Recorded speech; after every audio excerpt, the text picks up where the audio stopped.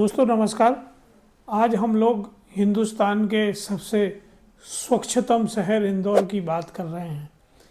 जैसे कि आप सब जानते हैं, भारत सरकार ने जब स्वच्छता मिशन शुरू किया 7 साल पहले, तो इंदौर को लगातार 7 सालों से पूरे देश में स्वच्छतम शहर होने का गौरव प्राप्त होता रहा है। इंदौर शहर मध्य प्रदेश का सबसे बड़ा शहर है और ये सबसे बड़ा औद्योगिक शहर है, इसलिए इसे मध्य प्रदेश की औद्योगिक राजधानी भी कहा जाता है।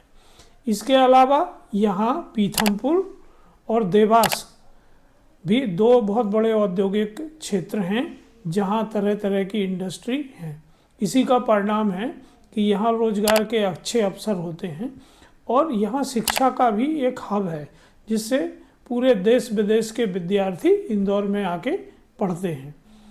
इन सब कारणों से इंदौर की जनसंख्या निरंतर बढ़ती जा रही है और निरंतर जनसंख्या बढ़ने से वाहनों की संख्या बहुत ज़्यादा हो रही है।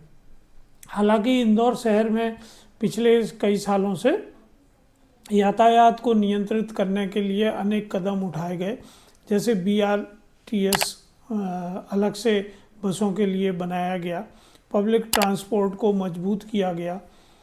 इसके अलावा फ्लाईओवर्स बनाए गए और जगह जगह रोटरी बनाई गई, जिससे ट्रैफिक को व्यवस्थित किया जाए। ट्रैफिक लाइट लगाई गई।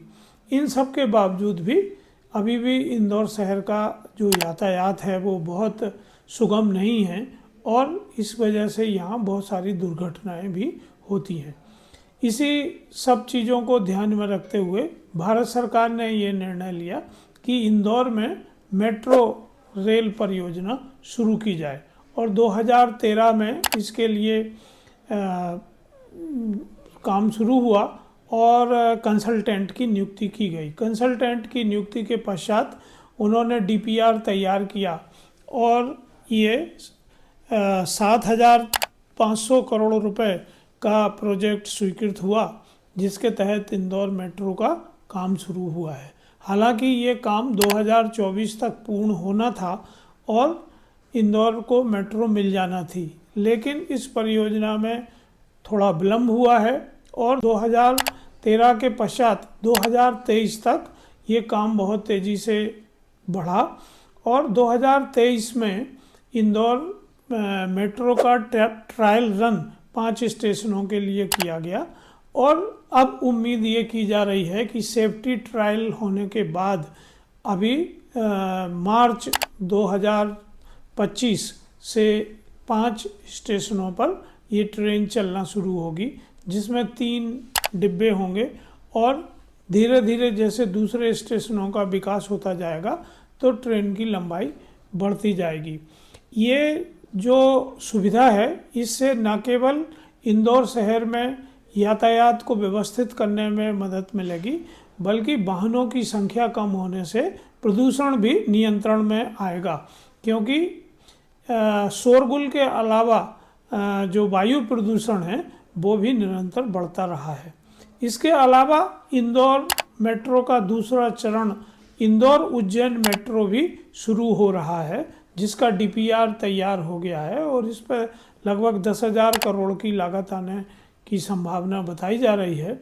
और ये काम भी राज्य सरकार चाहती है कि सन 2028 के पूर्व पूरा हो जाए, क्योंकि 2028 को उज्जैन में अगला कुंभ मेला आयोजित होना है, जिसमें बड़ी मात्रा में श्रद्धालु आते हैं और ट्रैफिक एक बहुत बड़ी समस्या हो जाती है। तो राज्य सरकार चाहती है कि उज्जैन तक इस मेट्रो को प्रोजेक्ट को चलाया जाए।